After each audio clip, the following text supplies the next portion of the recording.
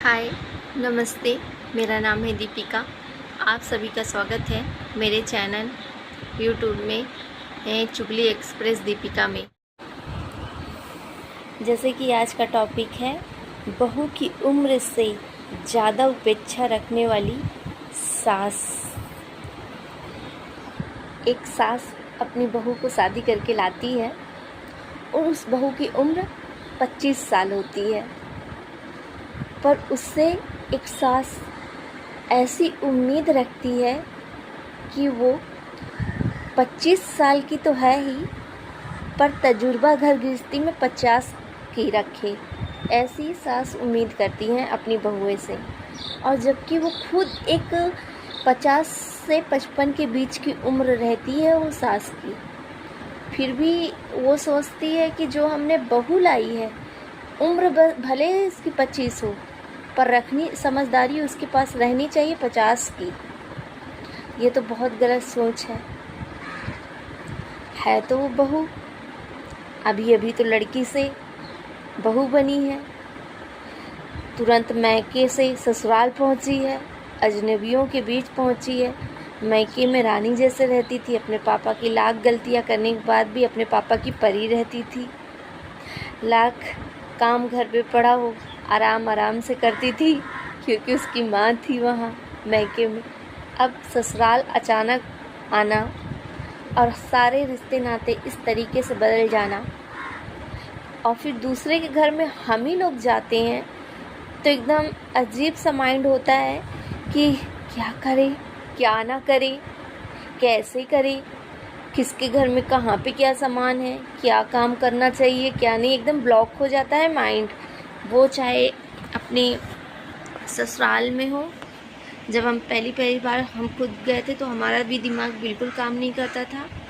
तो वो तो नई नई बहुएं होती हैं जो बेचारी जाती हैं तो कुछ समझ में तो आता नहीं है, पर सस तो इतनी उम्मीद रखती कि आते ही पूरा घर गृहस्थी संभाल लेगी। ये तो गलत बात है। और अगर उस घर गृहस्थी में थोड़ी सी भी चूक हो जाती है, ऊंच नीच हो जाती है काम में, तो बहू की तो ऐसी की तैसी कर देने में एक सेकंड नहीं लगाती हैं सास लोग। जैसे कि आप जानते ही हैं, बहू वो होती हैं, उनके लिए बेटी कह के लाने वाले नौकरानी कब बना देते हैं ये तो पता ही नहीं चलता। बेचारी बहू से अगर घर के छोटे मोटे कामों में गड़बड़ी हो जाती है तो सास के ताने इस तरह से बौछार मारते हैं कि मानो कि बरसात का पानी। इतना भयानक ताना देती हैं। उनका ताना शुरू यहीं से हो जाता है, धीरे धीरे इस कदर बढ़ जाता है कि घर टूटने के कगार में आ जाते हैं। हम बहू तो बहू है, शुरू में हर चीज़ गड़बड़ होगी, आपकी रीति रिवाजों को नहीं समझेगी, समझाना पड़ता है, पर नहीं, ताने इस कदर दिए जाते हैं कि कहने वाली कोई बात ही नहीं बचती है। सबसे पहले तो ताना ये चालू हो जाता है कि एक हम थे हमारे ज़माने में, हम आते ही आते अपना घर इतना अच्छा संभाले कि ना जाने कितना अच्छा संभाले। तुम्हारी उम्र तक पूरा घर अकेले संभालने की जिम्मेदारी थी हमारे ऊपर। हम एक गलती नहीं करते थे। हमारी सास हम पर उंगली नहीं उठा सकती थी। पर आज की बहुओं को देखो, सिर्फ आराम करना जानती हैं। ऐसा सास कहती हैं कि हम अपनी उम्र से ज़्यादा काम करते थे, तुम लोग इतनी सी काम करते हो, मेरी सांस फूलने लगी, ऐसे कहती हो, क्या होगा तुम लोग का। ऐसे ताने चालू हो जाते हैं। बहू बन के आई हो, अपने घर की आदत छोड़ दो, यहाँ नहीं चलेगा, ये सब बोलती हैं। यहाँ सिर्फ मेरी मर्जी चलती है, मेरे कहने पर ही ये घर चलता है, समझ के रहिए, यहाँ रहना है तो। पढ़ी लिखी लाए थे, कहाँ से हमारी मती मारी गई गंवार लड़की से पाला पड़ गया है। किस कीचड़ में पैर रख दिए हम तो, हमारे तो भाग्य फूट गए हैं। कुछ नहीं आता, इसकी महतारी बाप कुछ नहीं सिखा के भेजे हैं। ऐसा कहने वाली हमारी सासें होती हैं। आजकल की बहुएं तो सिर्फ घर ससुराल आते ही आराम करने की सोचती हैं, आराम करने आई हैं, जैसे इनके बाप ने पूरा ससुराल इनके नाम पे लिखवा के भेजा था। उनके हिसाब से घर की बहू को एकदम हर काम पे परफेक्ट होना चाहिए। अगर परफेक्ट ना मिली तो रहना है तो मेरे मन मुताबिक रहो इस घर में, वरना इस घर से निकल जाओ। ये मेरा घर है, ना कि तेरा। समझ में आया? ऐसी बहुओं को बातें सुनाई जाती। अगर इतना सब कुछ सुनने के बाद कोई बहू एक दो शब्द बोल दे अपनी सास को, तो सास को इतनी तेज तिलमिलाहट चालू होगा कि पूरे बदन में मिर्ची जैसे छुआ दी गई हो या घिस दी गई हो।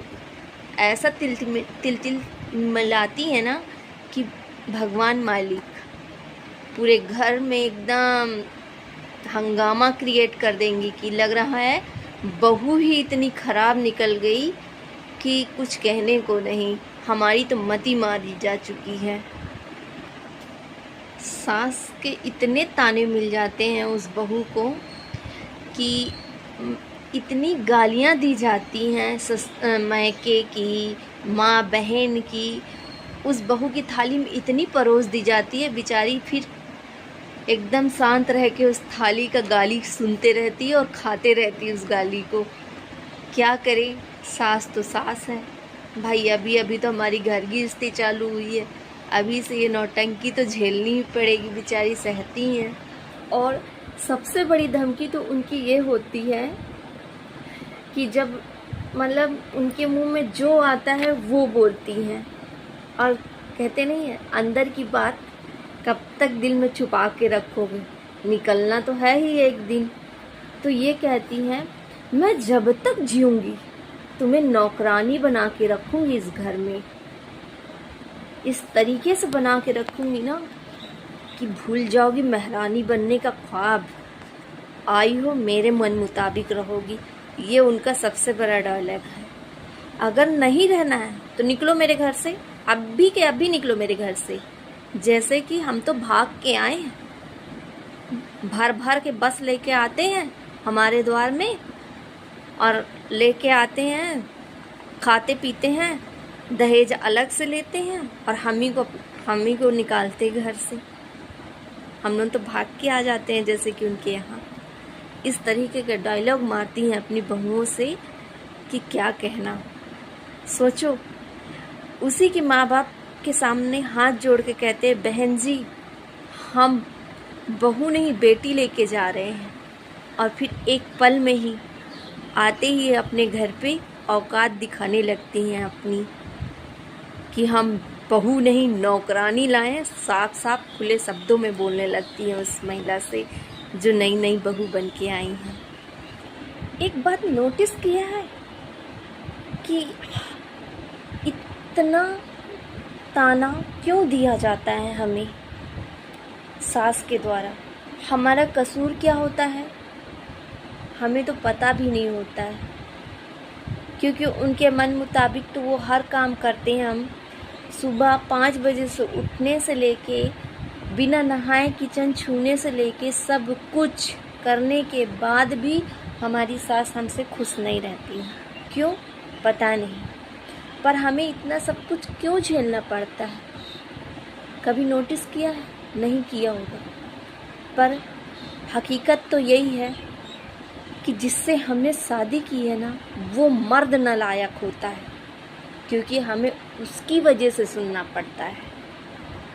वो मर्द जब अपनी बीवी की इज्जत नहीं करता ना तो ये सब होना आम बात है, क्योंकि पावर उनकी माँ को यहीं से मिलता है कि जब मेरा बेटा ही उसकी इज्जत नहीं करता तो मैं क्यों करूं।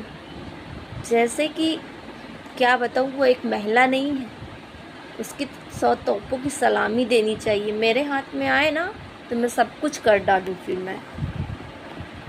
फिर क्या मैं बोलूं उस महिला की बात को। सच यही है कि अगर हमारा मर्द हमारा ना है तो फिर तो हमारी तो नैया पार होने में जमाना लग जाएगा। उस मर्द की तो समझदारी घुटना में होती है और हमारी किस्मत फूट जाती है। पर खैर छोड़िए, इसीलिए कहा गया है कि हर एक वो लड़की को आत्मनिर्भर बनने की बहुत ज़रूरत है जो इस सिचुएशन से जूझ रही हैं और ना भी जूझ रही है, फिर भी हर एक लड़की को आत्मनिर्भर बनना चाहिए। जितना लड़कों की ज़रूरत होती है कमाने की, उतना ही ज़रूरत लड़कियों को है कमाने की। इसलिए सभी बहनों से बोलती हूँ कि छोटा मोटा ही सही, थोड़ा बहुत ही एटलीस्ट अपने खर्चे तो निकालना सीखें, काम करें और खुद से पैसे कमाएं, किसी पर निर्भर ना करें। पति लाख कलेक्टर क्यों ना हो, फिर भी उस पर निर्भर ना रहे, आत्मनिर्भर बने। यही कहना चाहती हूँ आप सभी बहनों से। और उन सास से कहना चाहूँगी जो इस तरह के ताने देती हैं अपनी बहुओं से, बहुओं को इतनी प्रताड़ना करती हैं तानों से ही। ज़रूरी नहीं कि हाथ से मारे, हाथ से ज़्यादा उनकी जवान जो चलती है ना कैंची की तरह, वो मानसिकता इतनी गिरी होती है उनकी मानसिकता कि कुछ कहने की नहीं। तो उन सास से यही कहना चाहूँगी, क्या आप अपनी माँ के पेट से सीख के आई थी? अगर सीख के आई हैं तो वो टेक्नोलॉजी हमें भी बता दीजिए कि हम अपने बच्चों को उसी टेक्नोलॉजी से जन्म देंगे ताकि आने वाली पीढ़ी किसी सास की शिकार ना बने, इतने तानेशाही की शिकार ना बने। ऐसी टेक्नोलॉजी हमें भी बता दीजिए। आई होगी तो जन्म लिया होगा तो धीरे धीरे ही काम सीखा होगा। जो मैके में सीखा होगा तो जाहिर सी बात है ससुराल काम ना आया होगा, कुछ तो चेंज हुए होंगे रीति रिवाजें, तो धीरे धीरे सीखा होगा। ऐसे ही हर बहू होती है, धीरे ही धीरे सीखेंगी सासू माँ। आपके जैसे टेक्नोलॉजी जैसा हम पैदा नहीं होके आ जाएंगे। इसीलिए कहती हूँ सासू माँ, छोटी सोच मत रखिए। छोटी सोच रखने से रिश्ते टूट जाते हैं और बड़ी सोच रखने से रिश्ते हमेशा जुड़े रहते हैं। वो हर सासू माँ से कहना चाहती हूँ। इसलिए कहती हूँ कि आप अपनी सोच बदलें, बहू अपने आप बदल जाएगी। और हाँ, अंत में यही कहूँगी कि हर सास एक जैसे नहीं होती है, इसलिए हर सास को एक तराजू में नहीं तोला जा सकता और ना हर बहू को एक तराजू में। इसलिए यही उम्मीद करूँगी कि आप सभी अपने अपने घर में बड़े प्रेम से रह रहे होंगे और बहुत अच्छे से। आज का ये व्लॉग कैसा लगा आप हमें कमेंट करके, और कुछ टिप्स देना चाहते हैं तो ज़रूर मुझे कमेंट में लिख के बताएं। और चैनल को लाइक करें, सब्सक्राइब करें, शेयर करें। ज़रूर से ज़रूर सब्सक्राइब करिएगा। धन्यवाद। राधे राधे। Bye bye.